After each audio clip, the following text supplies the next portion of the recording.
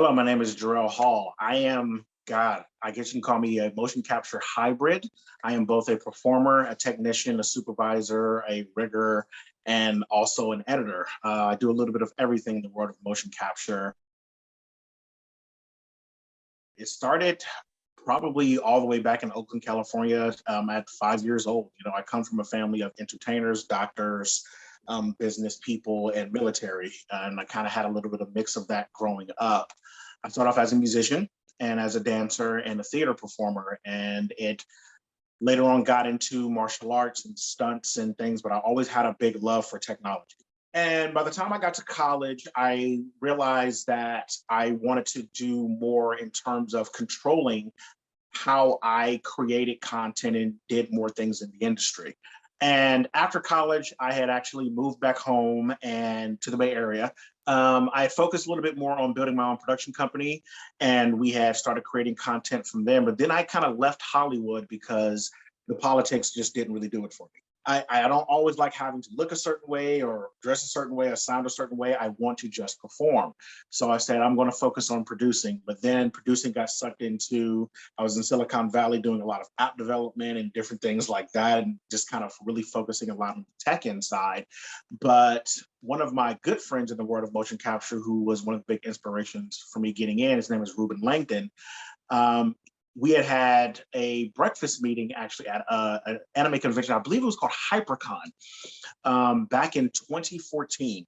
And he said, okay, Jarrell, when you coming back down to LA? I was like, I'm not. And he was like, dude, you have a lot of skills and talents. Like, you should be doing something in the industry. I'm like, you know how I feel about the industry, dude. I'm good. He said, well, what about mocap? Like, that's what I do. That's where I'm from. Why don't you try motion capture? I said, okay, that I can try my hand in that. They had basically showed me some clips of what they were doing, and I really got sucked in. I was like, this is it. This is what I want to do. Like, oh my God, I get to perform. I get to be anything that I want. I get to not have to worry about so many politics. I don't have to worry about how I look necessarily. It's just really about my skills and my talents. And I get to play with tech. Well, sign me up. So and I just immediately jumped into training. I started training at the mocap vault. I also started getting back into my own training, just creature work and martial arts, flexibility, acrobatics.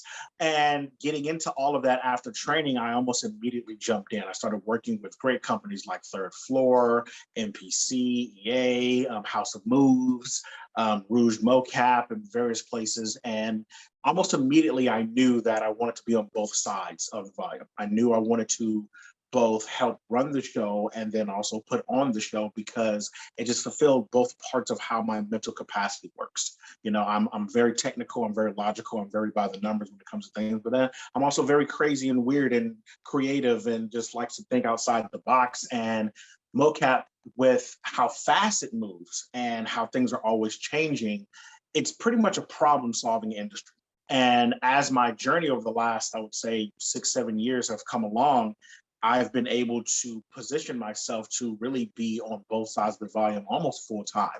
And even if I get hired for projects, sometimes I just come in as an on-set translator. Moving into things with virtual production and getting hired by Industrial Light and Magic has just been life-changing, because it's also helped me look at motion capture completely differently, and then also being able to do a lot of remote motion capture. It's just been great, and I really consider myself to be incredibly grateful, because as a kid from Oakland, California, you don't really think that you are able to do these things like this. I get to go on a stage and I get to play, I get to use my imagination, I get to be a 5-year-old, and then I get to switch and I get to be an adult and do all the technical things on the same time. So it's just amazing. Even with some of the projects that I'm currently working on now and upcoming, it's going to be more groundbreaking. Things have never been done before, trying and breaking things that have never even been tried. And that's what excites me the most, is being able to be like, okay, we were the first team of people that jumped on that. That's great. So what still inspires you?